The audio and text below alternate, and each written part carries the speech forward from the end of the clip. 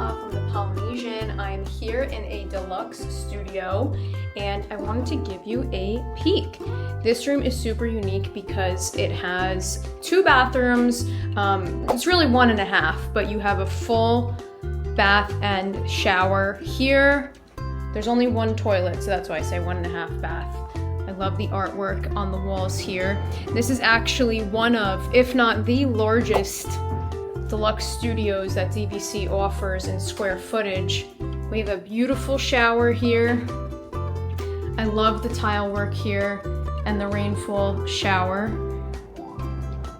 And we have a nice vanity here, which is nice. It's a lot of space to get yourself ready if you have a group.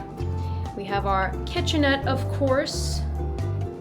And at the moment of recording, Polynesian has a drip coffee maker, which we know everybody wants that information.